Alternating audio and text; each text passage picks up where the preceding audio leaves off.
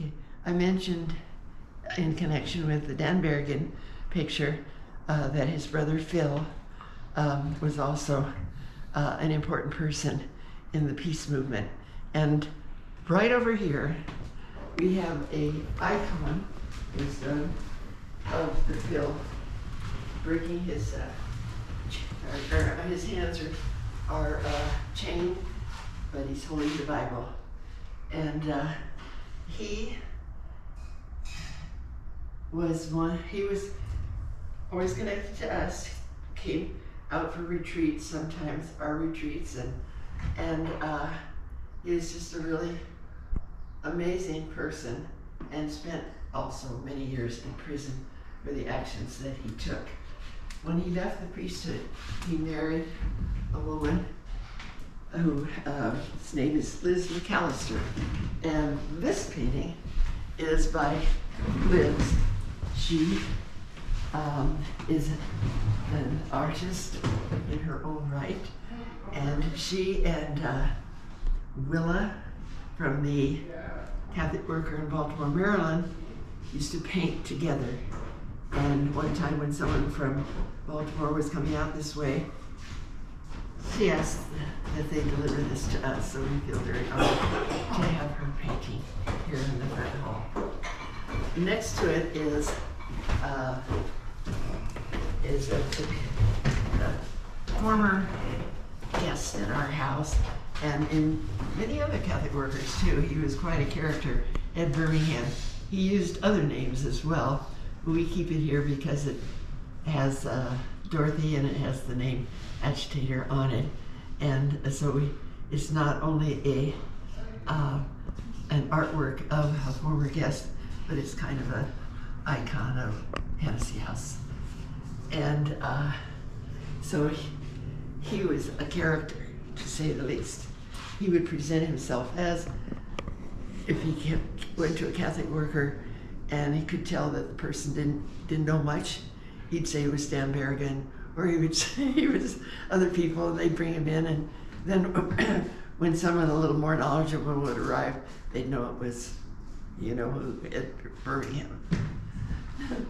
And this is referred to as an installation by our current guest, Alberto, who has lived here for some years and is now a hospice guest. He has severe cancer. It has taken the sight of one eye completely and partially sight of the other eye, and is going into the tumors are going into any space in his head that there's an opening. And so I put this up for a Thanksgiving one day in 1 year, and we've had it up. We're still welcoming people with his words. And once again, Our Lady of Guadalupe is in the installation. And then above the icon of Phil Berrigan is also an icon of Dorothy Day. So icons have become somewhat popular, and people give them to us. We seem to gather them from different sources, and all of the artwork, including the work of noted artists, have all been gifts. We aren't into collecting intentionally. It is kind of an unintentional gallery here. Here's another Carita Kent, and Dan Berrigan is the words, and she is the artwork. And I really love this one. I hear bread breaking. I see something else. It seems almost as though God never meant us to do anything else. So beautiful a sound to the crust break up like manna and falls on all over everything. And when we eat bread, it gets inside us. And close to our hearts too is the desire to have Guantanamo closed. And this got dropped here instead of where the rest of the signs are after a recent demonstration. But that's cool. And then over here is a picture that was done by Krista Ochogrosso. You might recognize the last name if I say Julia Ochogrosso, who is a Las Vegas Catholic Worker founder.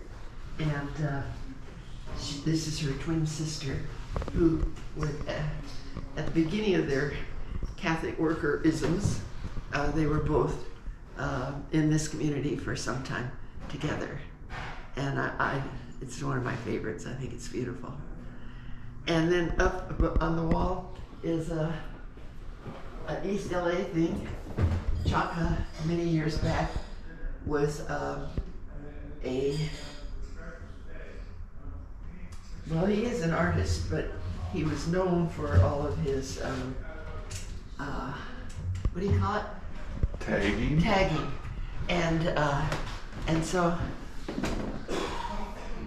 I asked Father Greg Boyle if he thought Chaka would use, that's also what he was called, if he would do a tag on our refrigerator. And he asked him, and he said, oh, he'd be happy to. So we paid him to tag and then the freezer broke down, and so we sawed it off and kept it. So it's local art. Behind you is again another one of John August Swanson, and I'm always amazed when I look at his work and think that every color represents another step in the artwork. As he grew older, I think he died in his 70s, but it became necessary to use actual printers to help with his artwork. He would do it all and then turn it over to the printers to make the prints.